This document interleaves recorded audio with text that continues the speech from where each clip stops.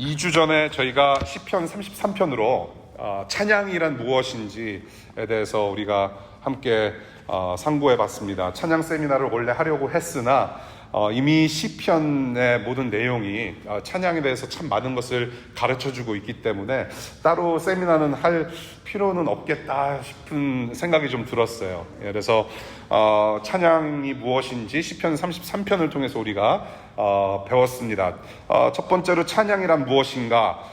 경배를 목적으로 하여 노래로 하나님을 칭찬하는 그런 하나님을 높여드리는 행위다. 그것이 바로 찬양이라고 배웠고요. 또 찬양에는 어떤 내용이 있는가? 바로 하나님이 어떤 분이시고 하나님이 무슨 일을 행하시는 분이신지를 내용으로 우리는 하나님을 찬양하며 예배한다라고 배웠습니다. Who God is and what God has done for us. What God is doing for us. 그래서 하나님이 누구이신지, 하나님이 어떤 분이신지를 우리가 찬양하고요. 그 다음에 우리가 하나님을 찬양할 때 어떤 효과가 있는지, 그리고 어떤 마음이 생기는지, 그 발생하는 효과에 대해서 우리가 세 가지로 봤죠. 첫 번째는 우리가 하나님을 생각하게 하고, 우리가 하나님을 생각할 때 찬양할 수밖에 없다. 우리는 하나님을 그냥 노래 곡조가 좋기 때문에 그냥 부르는 것이 아니라 하나님을 생각해야 돼요. 하나님을 기억해야 돼요. 그리고 그 하나님을 기억하고 생각할 때에 저와 여러분들은 하나님을 찬양할 수밖에 없는 마음이 생기는 것이죠. 그리고 두 번째는 이러한 하나님을 일상에서도 갈망하는 마음이 생겨요. 그러니까 단순히 곡 한 번 부르는 것으로 끝나는 것이 아니라 그 여러분들이 찬양으로 고백한 그 하나님을 정말로 경험하고 싶은, 그 하나님을 만나고 싶은 그런 믿음의 마음이 생긴다라고 우리가 나눴습니다. 마지막으로 이 찬양하는 것은 모든 사람들에게 우리가 믿고 따르는 하나님이 어떤 분이신지를 알게 하는 효과가 있다라고 해서 이것은 선포고 이것은 선교적이다라고 말씀을 드렸어요. 그것이 바로 시편 33편에서 배웠던 내용이고요. 오늘 이어서 34편을 보게 되는데요. 이와 비슷한 구조로 가고 있어요.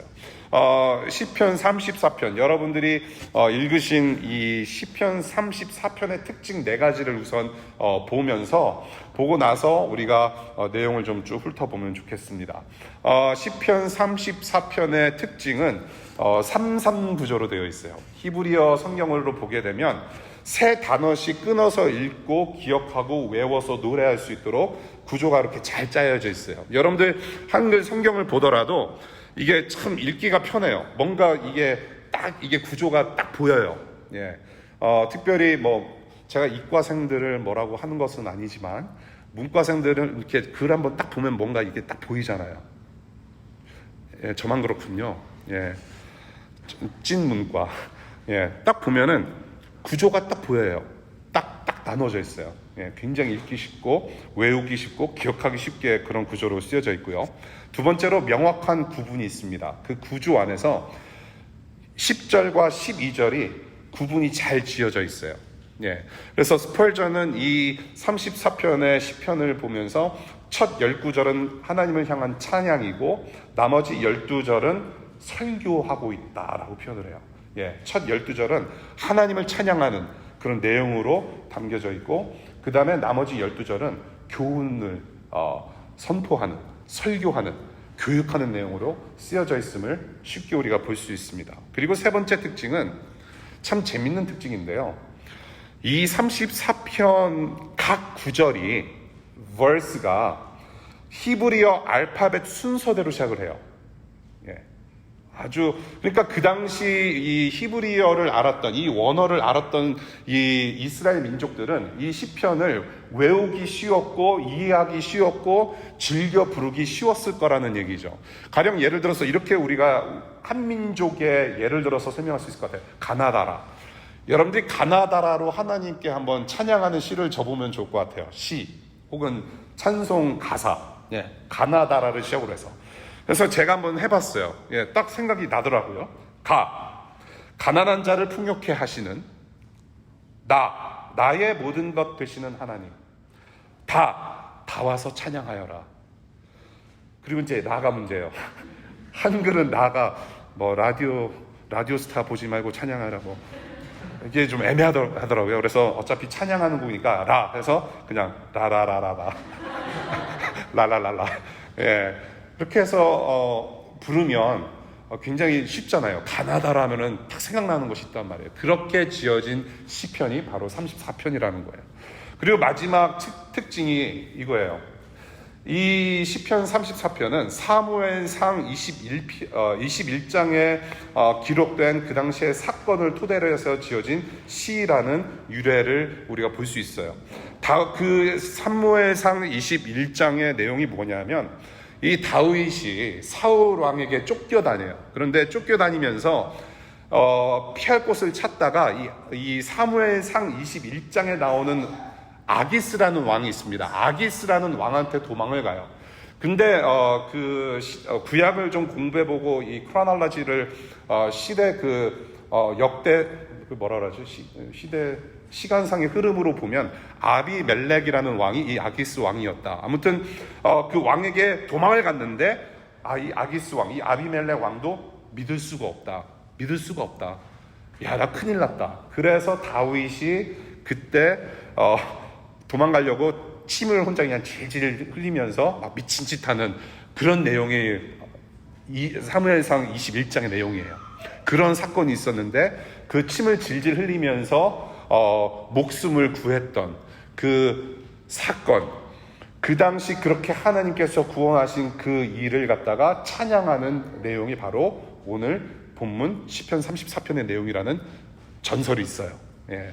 근데 여러 가지가 뭐 이렇게 확실치가 않아요. 예, 그렇게 여러분들이 어떤 다른 버전의 성경을 보시면은 그렇게 부제로 쓰여져 있을 거예요. 다윗 왕이 뭐 미친 척하면서 구원받은 뭐 노래다. 예, 그런 부제가 있는데 뭐 확실치 않은 내용이지만은 그래도 우리가 중요한 요점이라고 생각할 수 있는 것, 이 시편 34편의 주제라고 할 수 있는 가장 중요한 것은 이 시편 기자는 하나님의 구원을 직접 경험하고 찬양했다라는 거고요.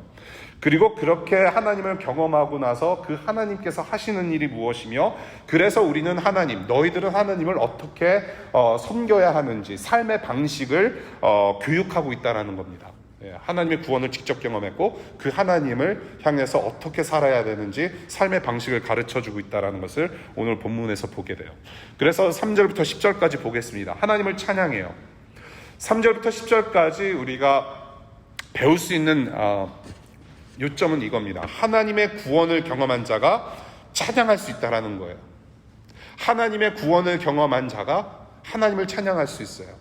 하나님을 예배하는 것은 누구나 다 할 수 있는 일이 아니에요. 원래는 모든 사람들이, 모든 영혼을 가진 사람들이 하나님을 예배해야 하는데, 죄 때문에, 우리의 허물 때문에 하나님을 예배하지 못하고 예수 그리스도를 통해서 하나님의 자녀된 사람들만이 예배할 수 있는 특권을 누리게 된 거예요. 그래서 하나님의 그 구원을 누린 사람들만이 찬양할 수 있다는 것을 이 3절부터 10절까지 보게 돼요. 예. 하나님을 찬양하는 것은 하나님이 어떤 분이신지 안다라는 일. 예. 그래서 이 구원이란 무엇인가를 우리가 먼저 좀 다시 한번 생각해 봤으면 좋겠어요. 기독교에서 그렇게 떠들어대는 구원이란 무엇인가? What is salvation? 예, 구원이 뭐예요? 예, 구원. 예. 우리가 오늘 찬양 불렀죠. He rescued us. rescue 했다는 거예요. 구원했다. 어디서 끄집어냈다. 일반적으로 우리가 기독교에서 말하는 구원이라고 할 때 주로 많은 분들이 믿지 않는 분들도 그 구원에 대해서는 일반적으로 생각하시는 바가 이거죠. 천국 가는 거. 예. 죽어서 천국 가는 것을 구원받았다라고들 많이들 알고 계세요. 그렇죠? 예. 천국 가면은 구원 열차 타고서 하늘나라 가지로 빵빵. 예. 죄로 부패된 이 인간이 하나님의 형상대로 다시 회복되는 것을 구원이라고 하고요. 죄와 모든 허물과 형벌과 어떤 그런 사탄의 권세와 흑암의 권세, 그런 어두움으로부터 다시 회복되는 것. 그래서 우리가 다시 예수님을 닮는 것을 우리는 또 구원이라고 하고, 그래서 우리가 예수님을 닮음으로 하나님의 참된 자녀가 됨으로 해서 하나님의 품에서 영생을 하는 그것을 우리는 또 구원이라고 불러요. 예. 그리고 조금 더 나아가서 하나님께서 원래 디자인하셨고 하나님께서 원래 품으셨던 원대한 그 하나님 나라의 뜻이 완성이 되는 것을 또한 우리는 구원이라고 하는 거예요. 조금 더 적극적인 의미로다가. 그래서 우리도 누리는 그 하나님의 영광이 바로 구원이라는 것을 그렇게 정의할 수 있다는 것이죠. 그것이 구원이에요. 구원은 단순히 죽어서 어디 가는 것이 아니라 하나님의 영광이 내 영혼 가운데 우리 삶에 회복되어지는, 그래서 하나님의 영광을 누리며 살아가는 것이 구원이라는 거예요. 굉장히 입체적인 거예요, 이것은. 그런데 우리가 이렇게 구원을 이야기를 할 때 좀 많이 잊고 사는 것이 있습니다. 많이 잊고 사는 것이 있어요. 구원에 있어서 천국 가는 것이 구원이다라는 인식이 굉장히 강하게 박혀있기 때문에 일상에서도 구원하시는 하나님을 우리가 많이 보지 못한다라는 사실이에요. 저와 여러분들이 어떤 도움이 필요할 때, 답답하거나 어떤 정말로 하나님의 도움이 간절히 필요로 할 때 우리는 기도하잖아요. 하나님 도와주세요, 좀 구해주세요. 그것이 구원이에요. 사실은 여러분들이 기도하는 내용이 구원을 요청하고 있다는 말이죠. 진행형이에요, 구원은. God saved us. 하나님은 우리를 구원하셨어요, 과거형으로. 그리고 지금도 we are being saved. 우리가 지금 구원의 여정을 가고 있어요. 매일같이 하나님은 우리를 구원해내세요. 그리고 finally we will be saved. 우리는 미래형으로 우리는 완전히 구원을 받을 것이다 라고 얘기를 할 수 있는 거예요. 우리의 구원의 완성이 있을 거예요. 그래서 그 완성의 날까지 하나님께서 다시 그 하나님 나라를 완성하시는 날, 예수님께서 다시 오시는 날 저와 여러분들의 구원은 완성이 돼요. 예수님을 닮을 거예요, 온전히. 그때까지 우리는 구원을 맛보는 삶을 살아가요. 정말로 일상에서 우리는 구원이 필요한 존재예요. 죄 때문에, 그리고 우리의 허물 때문에, 죄의 현상으로 우리의 연약함 때문에, 우리 안에 있는 그런 연약함 때문에 우리가 주님의 자녀로 살고 싶어도 제대로 못 산단 말이에요. 그래서 우리는 하나님께 도움을 요청할 수밖에 없어요. 하나님을 갈망할 수밖에 없고, 그래서 우리 기도하잖아요. 그렇죠? 뭐 여러 가지가 있어요. 우리가 하나님의 자녀로서 올바르게 살기 위해서 내 안에서 회복되어져야 되는, 내 삶 가운데 구석구석에 구원이 필요한 것들이 참 많아요. 구원이 필요해요. 예를 들어서 죄의 유혹을 피해서 거룩을 이루어가는 일상의 구원이 필요해요. 여러분들 예수 그리스도를 믿고 우리가 하나님의 자녀가 되면, 전에는 내가 죄를 즐겨하고 죄를 따라서 살고 막 그랬단 말이에요. 그래서 내가 죄라는 데 푹 빠져 살기 때문에 이게 죄인지 아닌지 우리가 이 구분이 안 되는 거예요. 그런데 예수님 때문에 우리가 하나님의 자녀가 돼서 하나님의 편에 서고 보니까 죄가 죄로 보이는 거예요. 그렇죠? 그래서 이렇게 살면 안 되겠구나라는 성령 하나님의 도우심과 깨우치심이 있단 말이죠. 그래서 신앙생활이 힘든 거죠. 맞죠? 전에는 생각하지 못했던 일인데 내가 예수님을 따르고 보니까 죄가 죄로 보이고 이렇게 살면 안 되겠구나. 갈등이 빚어져요. 그리고 죄는 계속 우리를 유혹한단 말이에요. 그래서 신앙생활이 굴곡이 있는 거죠. 그런 과정에서, 그렇게 사는 과정에서 우리는 구원이 필요해요. 죄의 유혹으로부터 우리가 구원받아야 돼요.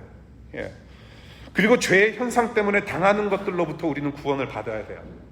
내가 잘못한 것도 아니고 내가 직접적으로 죄를 져서 그런 것도 아닌데 나에게 다가오는 어떤 그런 고통, 고난, 근심, 걱정, 억울함, 그런 것들이 있잖아요. 불편함도 있고, 나는 이것을 디저브하지 않는데 다가오는 어떤 그런 것들로부터 우리는 구원을 받아야 돼요. 하나님을 대적하는 이 세상 속에서 닥치는 각종 고난으로부터 구원을 받아야 돼요. 심지어는 질병으로부터도 구원을 받아야 돼요. 하나님께서 정말로 이 코로나를 물리쳐 주시고 좀 구원해 주셨으면 좋겠어요. 우크라이나, 팔레스타인, 미얀마, 세계 각지에 억압받는 자들이 오늘 구원받았으면 좋겠어요. 하루 더 살 수 있는 은혜를 주시면 좋겠어요. 우리 교회에 가족이었던 어떤 커플이 있었는데 그 친구들한테 제가 참 많이 배운 게 있었어요. 이 성경적인 어떤 경제관념, 정말로 검소하게, 그래서 세상의 어떤 풍요를 쫓아가지 않고 내가 정말로 경제적으로 알뜰하게 검소하게 살고 싶다. 그래서 막 기도하면서 막 알아봐요. 차가 필요한데 차를 알아보고 기도하면서 차를 딱 마련을 했는데 말도 안 되는 옛날 차를 막 공짜로 얻고 그거를 고쳤어요. 5년, 6년이 지났는데도 아직도 그 차를 고쳤어요. 그러면서 그 친구들이 하는 말이 뭐냐면 하나님께서 이런 식으로 우리를 구원하셨다라고 얘기를 해요. 하나님의 가치관대로 살려고 노력하는 그 자체, 구원을 경험한 삶이라고 얘기를 하더라고요. 우리는 하나님을 쫓아 살면서 예수님을 믿는 삶을 살면서 우리는 순간순간 하나님과의 가치관, 하나님 나라 가치관과 충돌하면서 싸울 때 우리는 구원이 필요한 자들이라는 거예요. 예, 일상에서 구원이 필요해요. 구석구석 구원이 필요한 사람들이에요. 그래서 저와 여러분들은 도와달라고 요청을 하는 거죠. 예, 구원해달라. 구원하여 주십시오. 이 시편 기자가 바로 이런 상황에 있었단 말이에요. 예. 오늘 시편 기자의 그 시를 보면은요, 영혼의 구원을 요구하는 노래를 하고 있지 않아요. 예. 자, 4절 봅시다. 34편 4절. 주님을 간절히 찾았는데 주님께서 나에게 응답하시고 내 모든 두려움에서 나를 건져내셨다. 이 사람은 굉장히 두려웠어요. 그렇죠? 그리고 5절. 수치를 당했어요. 6절. 재난 중에 있었어요. 온갖 재난에서 구원해 주셨다. 재난 속에 있었어요. 8절. 피난처가 필요했던 사람이었어요. 예. 피난처가 정말로 필요했어요. 저와 여러분들도 이런 억울하고 힘든 세상을 살아가고 있죠. 예. 두렵고 정말로 수치스럽고 재난이 있고 피난처가 필요해요. 그 피난처를 나의 해방일지를 보면서 피난처가 필요해요. 위로가 필요하단 말이에요. 수치도 당해요. 내가 원래 이런 사람이 아닌데, 나는 한국 가면은 아빠 엄마가 계시고 충분히 나는 사랑받는 사람인데 내가 왜 미국 땅 와서 이런 수치를 당하면서 왜 이런 욕을 당하면서까지 이렇게 살아야 되는지 마음이 심란하단 말이에요. 두렵기도 해요. 내가 지금 학교를 졸업했는데 앞으로 어떻게 살아야 될지 두렵고 막막하기도 해요. 여러 가지 상황들이 있단 말이에요. 그래서 피난처가 필요해요. 나의 해방일지나 우리들의 블루스가 가져다주지 못한 어떤 위로와 어떤 그런 힘이 좀 필요하단 말이에요. 하나님은 실질적으로 닥쳐진 이러한 위험과 고통과 힘든 상황에서 우리의 도움을, 우리가 요청하는 그 도움에 응답하신다. 그리고 우리를 돕고 인도하시는, 구원하시는 하나님이시다. 그래서 시편 기자가 노래를 해요. 실질적으로 도우시는 하나님. 우리가 도움을 요청할 때 돕고 인도하시고 구원해내시고 회복하게 하시는 하나님이시다. 이렇게 구원하시는 하나님의 구원을 어떻게 하라고 하느냐. 자, 8절 볼게요. 이 1절부터 10절까지의 내용 중에서 이 8절에 좀 주목하면 좋겠어요. 이 구원하시는 하나님의 그 구원을 어떻게 하라고 합니까? 너희는 주님의 신실하심을 깨달아 알아라. 개역개정에서는 주님의 선하심을 맛보아 알지어다 라고 표현을 해요. 저는 개역개정의 번역이 저는 더 좋아요. 예. 원래 그 번역이 맞아요. 맛보아 알지어다. 여러분들 흔히 들으시는 성경 구절이죠. 맛보아 알지어다. 주님의 선하심을 맛보아 알아라. 맛본다라는 거 뭐예요? 그 맛을 느끼면서 기쁨을 누리는 거예요. 기쁨을 누리는 실제적인 경험인 거예요. 맛을 제공하는 그 좋은 것이 나와 내 몸에서 나와 하나 되는 경험을 하는 거죠. 그것이 맛보아 아는 거예요. 예. 그래서 이 시편 기자는 이 하나님을 맛보고 어떻게 하느냐? 쭉 보면 1절부터 쭉 보면 어떻게 합니까? 맛보아 아는데 그래서 나는 찬양할 것이다. 자랑할 것이다. 하나님의 이름을 높여드리자. 그리고 내가 하나님을 찾았고 올려봤다. 그 하나님께 부르짖었다. 예, 하나님을 찬양해요. 맛보아 아는 사람이 하나님을 찬양해요. 예. 그 선하신 하나님, 좋으신 하나님, 그 좋으신 하나님, 선하신 하나님을 맛보아 알아야 돼요. 자, 여기서 미국에서 꽤 오래 계셨던 분들, 특별히 미국에서 그 유스 그룹 많이 다니셨던 분들, 유행했던 그런 구호가 있어요. 예, 매 썬데이마다, every Sunday마다 God is good 하면 뭐가 나와야 돼요? 어떻게 알지? 유학생들이 많은데. All the time? Oh yes. God is good? 좀 반응해 주세요. 그 정도 영어는 할 수 있잖아. God is good all the time. All the time God is good. 단 모엔이 쓴 노래 God is good 그 노래도 있어요. 하나님은 좋으세요. 그것을 구호로 외쳤단 말이에요. 언제나 하나님은 좋다라고 구호를 외쳤어요. 그런데 잘 생각해 보세요, 여러분. God is good all the time을 여러분들 장례식장 가서 외치면은요 어떻게 될까요? 장례식장까지 안 가도 좋아요. 여러분들이 힘들 때 정말로 God is good all the time, God is good이라고 여러분들 고백할 수 있어요? 저는 그렇게 못할 것 같아요. 저도 저와 여러분들처럼 가정이 있고 직장 생활도 하고 뭐 더러는 공부도 하고 뭐 야구도 하고 그냥 일상을 살아가는 똑같은 사람인데요. 힘들 때가 많아요. 한숨밖에 나올 수 없는 그런 상황들이 있어요. 밤에 자고 싶은데 생각이 막 이렇게 왔다 갔다 스테레오로 왔다 갔다 한단 말이에요. 그럼 머리가 아파서 잠을 못 이뤄요. 더러는. 좋으신 하나님이 생각이 안 나요. All the time, oh, I'm suffering. God is good. Really? 그럼에도 좋으시고 선하신 하나님을 맛보아 알 때에 찬양이 가능하고 그 하나님이 응답하실 거라는 거.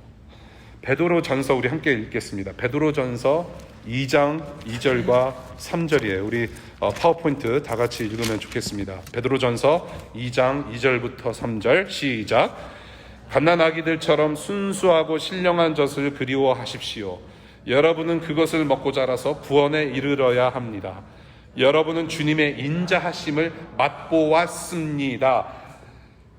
이미 맛본 사람들이 바로 누구예요? 저와 여러분들이라는 거예요. 소위 말하는 크리스찬, 예수님을 따르는 사람들이 이 맛을 봤다라고 얘기를 해요. 이미 맛본 사람들이에요. 예수님 때문에. 이 맛을 보고 그 하나님께서 우리를 얼마나 사랑하시는지 그 하나님의 좋으심을 맛을 봤단 말이에요. 그 맛을 보고 감탄하고 감동하면서 표현하는 것이 바로 하나님을 높여드리는 찬양이 되는 것이다. 예, 그것을 가르쳐요. 주님의 선하심을 맛보면 가만히 있을 수가 없어요. 맛을 봤는데 가만히 있을 수 없어요, 여러분. 예. 우리의 일상 그리고 우리의 영혼을 구원하시는 그 선하신 하나님을 알고 그 기쁨 누리고 찬양할 수 있는 여러분들 되실 수 있기를 바라요.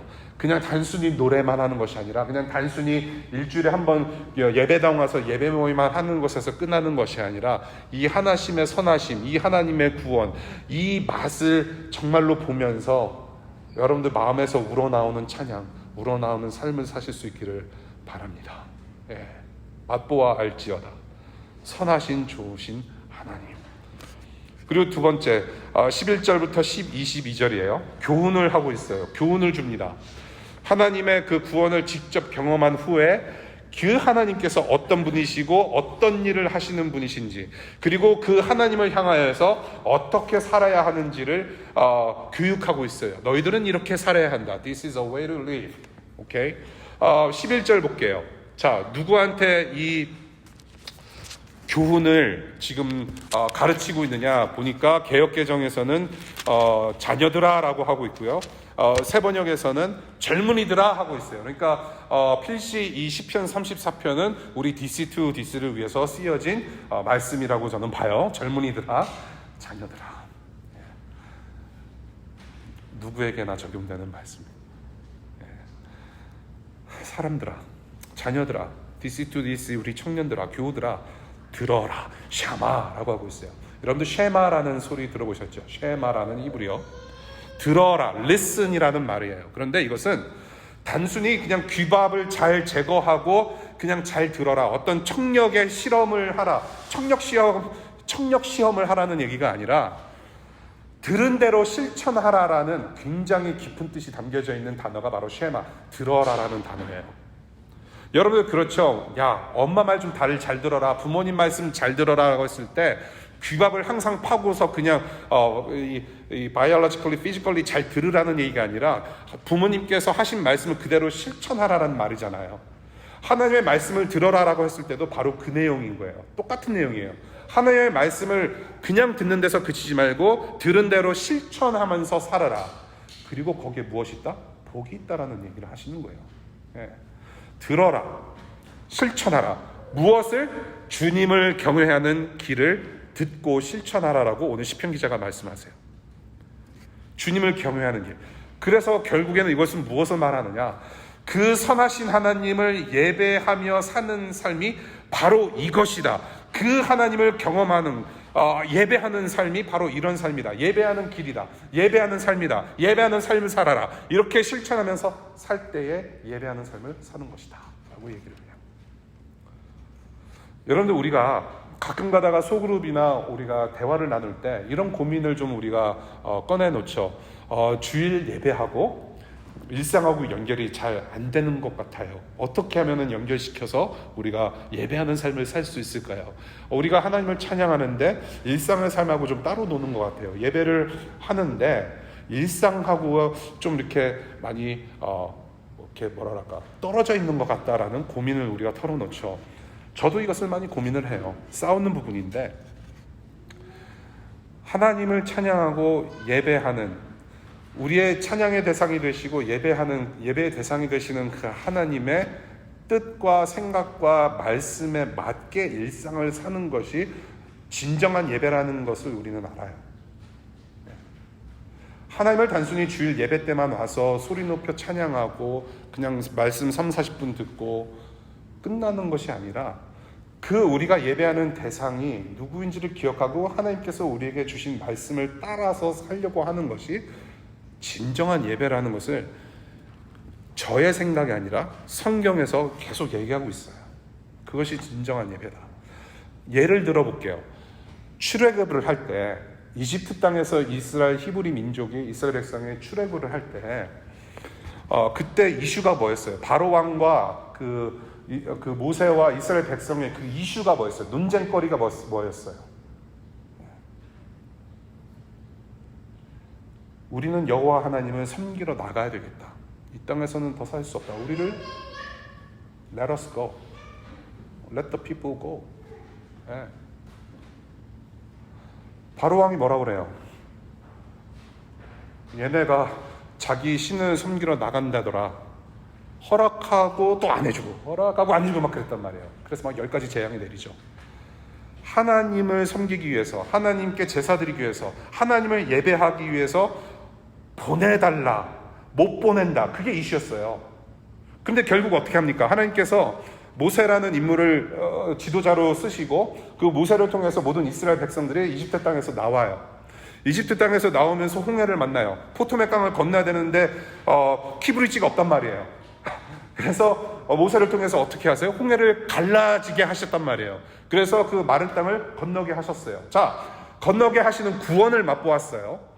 구원을 맛본 다음에 하나님께서 그 다음에 하신 일이 뭐예요? 자, 그 이슈가 되었던 문제를 내가 이제 해결을 해줄게. 자, 하나님을 예배할 때, 하나님께 제사할 때 파워포인트의 펀트는 바탕으로 해야 하고, 저게 70이에요. 우리 찬양할 때 펀트가 저 프로그램에서는 펀트 사이즈 70.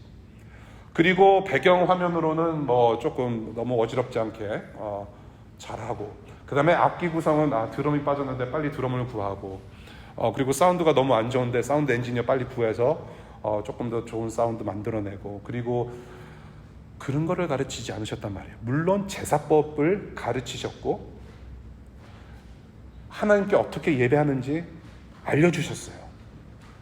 그런데 그것을 가르치신 게 아니라, 그것만 가르치신 게 아니라 중요한 어떤 삶의 방식을 가르쳐 주셨어요. 구원하신 다음에 이스라엘 민족에게 무엇을 주셨어요? 10계명을 주셨어요. 10계명이 뭡니까? 2가지 계명으로 우리는 그것을 받아들이죠. 하나님을 사랑하고 이웃을 사랑하는 계명으로 우리가 본다란 말이에요. 첫 3계명은 하나님을 사랑하는 것이고, 나머지 7계명은 이웃을 사랑하라고 하신 내용이 바로 10계명의 내용이에요. 결국은 뭐예요? 하나님을 사랑하고 이웃을 사랑하는 삶의 방식으로 나를 예배하라고 가르치신 거예요. 예. 삶의 방식으로 예배하라. 그것을 가르치셨어요. 자, 오늘 본문 너무 길고 디테일이 많기 때문에 간단하게 그냥 넘어갈게요. 요약해서 12절부터 16절까지 이 내용을, 시편의 내용을 베드로가 축약해서 인용한 부분이 있어요. 바로 베드로 전서 3장 10절부터 12절까지 우리 파워포인트로 보겠습니다. 우리 다 같이 읽겠습니다. 베드로 전서 3장 10절, 11절, 12절 다 같이 읽겠습니다. 시작. 생명을 사랑하고 좋은 일을 혀를 다스려 악한 말을 하지 못하게 하며 입술을 닫아서 거짓말을 하지 못하게 하여라. 악에서 떠나 선을 행하며 평화를 추구하며 그것을 쫓아라. 주님의 눈은 의인들을 굽어보시고 주님의 귀는 그들의 간구를 들으신다. 그러나 주님은 악을 행하는 자들에게서는 얼굴을 돌리신다. 아까도 베드로전서의 말씀을 봤죠. 그리고 여기에서도 축약해서 인용해서 우리 그리스도인들에게 알려줘요. 어떻게 살아야 된다. 그러니까 시편 34편이 굉장히 잘 알려졌던 시편이라고 우리가 볼 수 있는 거죠. 삶의 방식을 얘기를 하고 있다는 말이에요. 어떻게 살아야 되는지. 그리고 이 11절부터 22절의 전체의 교훈을 두 가지로 제가 축약해서 그냥 말씀을 드릴게요. 첫 번째, 악을 피하고 하나님의 선을 사모하면 인생에 유익하다라는 교훈을 주고요. 악을 피하고 하나님의 선을 사모하라. 두 번째, 환난 중에 하나님을 부르짖는 의인들을 주님이 구원하실 것이다. 환난 중에 하나님을 부르짖으라라고 교훈을 주고 있어요. 그렇게 축약할 수 있어요. 악을 피하고 하나님의 선을 사모해라. 환난 중에 우리가 부를 이름이 있으니 하나님의 이름을 불러라. 시편 기자는 이렇게 자신의 경험을 토대로 해서 설교하고 있어요. 가르쳐줍니다. 너희들은 그래서 이렇게 살아야 된다. 여러분들 과거가 없는 사람 없죠? 예, 과거가 없는 사람 없어요. 과거에 나를 어떻게 다듬으시고 하나님께서 어떻게 다듬으시고 어떻게 지금까지 인도하셨는지를 생각해보면 참 놀라워요. 여러분들 좀 그런 바쁜 일상에서 좀 그런 순간들이 좀 있으시길 바라요. 저도 과거가 화려해요. 창피한 과거. 제가 간간히 사석에서 뭐 이런저런 말씀을 드리잖아요. 제가 어떻게 살아왔는지. 그것은 제 발톱에 때만도 못해요. 네. 저는 진짜 말도 못하게 진짜 안 좋은 사람이에요. 저는. 네. 제가 일일이 다 얘기하면 여러분들 정말 은혜 안 돼서 아마 다른 교회 공동체로 떠나시든지 아니면 개종하실 거예요. 네. 네. 과거에 나를 어떻게 다듬으시고 지금까지 인도하셨는지 생각하면 놀라워요. 여러분들 과거는 과거라고 말들을 많이 하잖아요. 근데 과거는 그냥 단순히 과거가 아니에요. 과거를 내가 어떻게 바라보느냐, 어떤 관점으로 나의 과거를 바라보느냐가 상당히 저는 중요하다고 생각을 해요. 하나님은 내 그전의 과거, 정말로 잊고 싶고 지우고 싶은 과거 속에서 이미 하나님께서 함께 하셨단 말이에요. 그러면 그 과거는 중요한 과거인 거예요. 왜? 하나님께서 함께 하셨기 때문에. 하나님이 어디 사라지셨다가 내가 교회 다니기 시작하니까 하나님이 그냥 갑자기 나타나셔서 이렇게 말을 건네신 것이 아니라 과거 속에서도 이미 함께 하셨단 말이에요. 예. 영원하신 하나님이시기 때문에. 그래서 내 과거를 어떻게 해석하느냐가 굉장히 중요한 거예요. 놀라울 수밖에 없어요. 과거 속에서도 그 하나님은 그 자리에 계셨어요. 그리고 그 하나님이 과거 속에만 계실 뿐만이 아니라 지금 현재에도 함께 하셔서 어떤 일을 지금 하셨고 행하시는지 지금 계속 가르쳐 주시고 보여주시고 깨닫게 하신단 말이에요. 최근에 굉장히 갱년기라서 그런지 모르겠어요. 뭔가 생각이 많아지면서 내가 이렇게 사는 것이 맞나? 내가 지금 잘하고 있는가? 굉장히 고민에 많이 빠졌어요, 사실은. 예. 앞으로 어떻게 해야 될 것인가? 그냥 짧게 갈게요. 이건 아니다. 그런 생각이 들어요.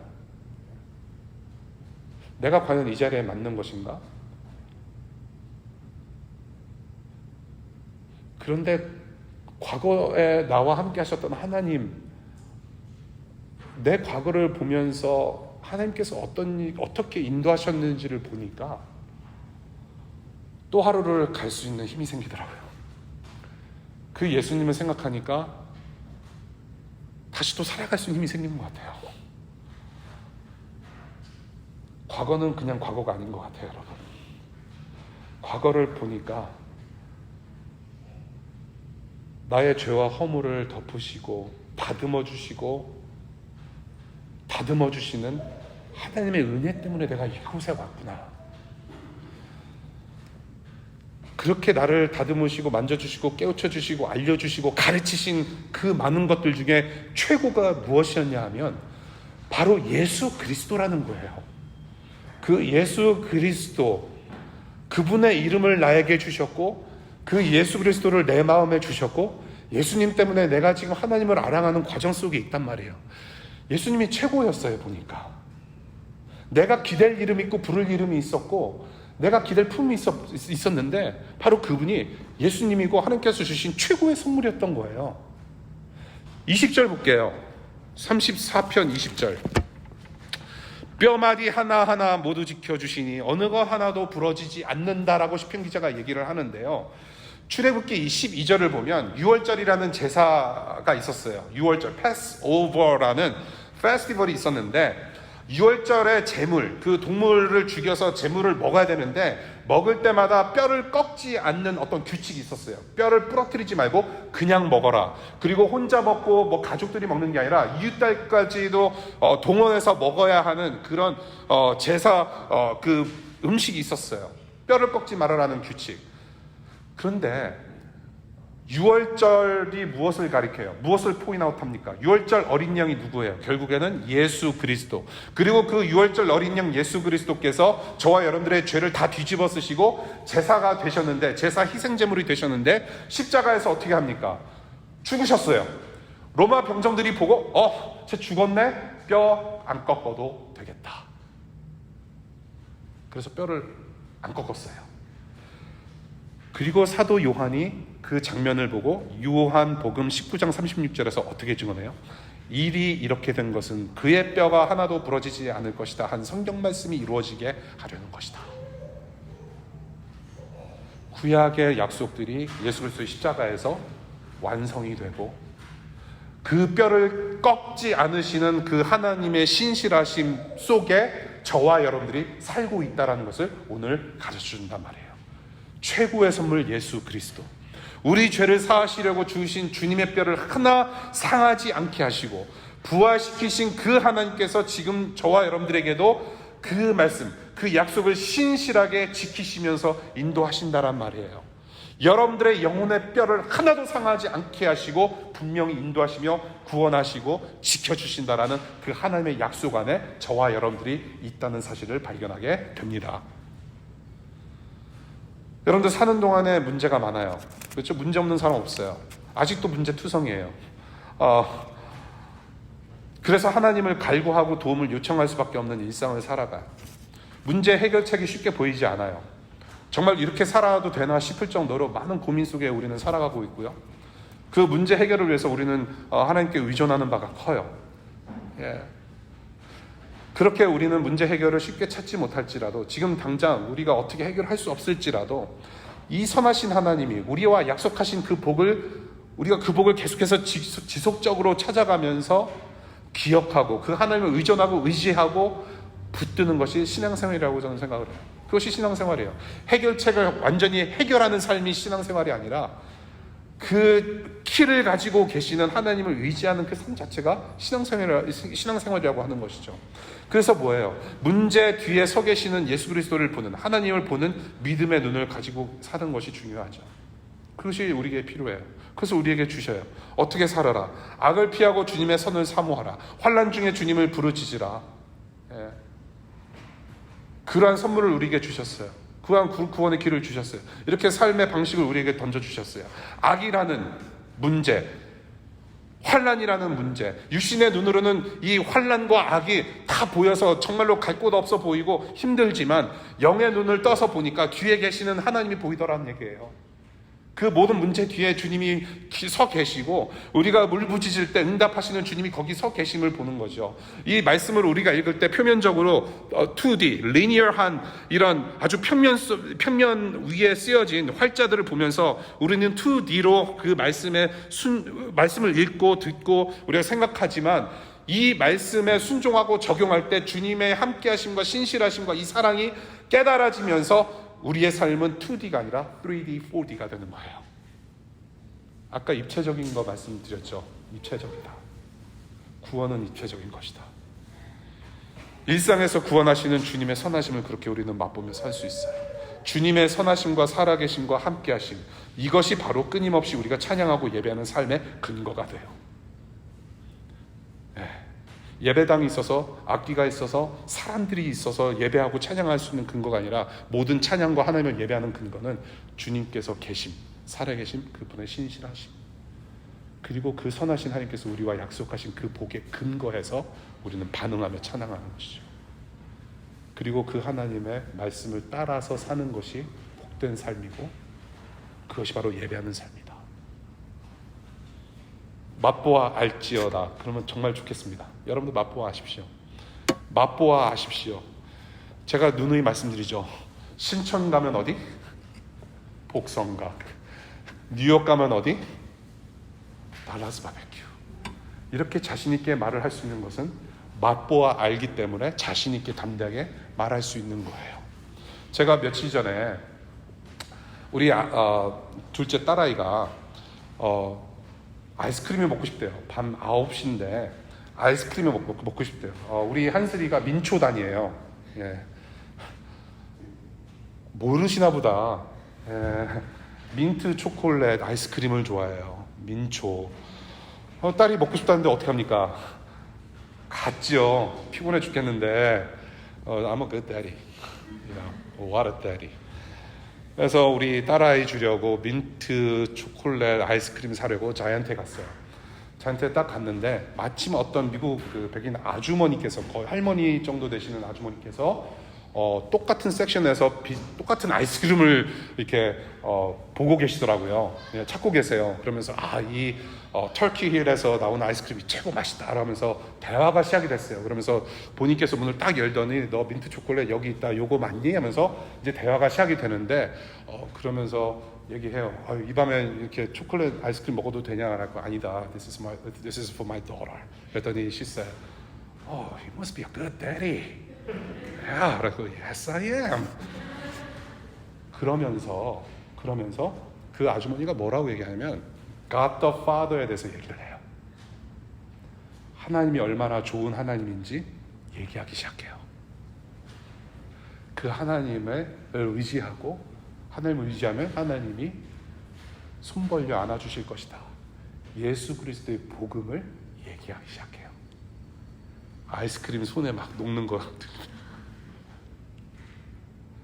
그래서 저도 가만히 있었겠습니까? That's right.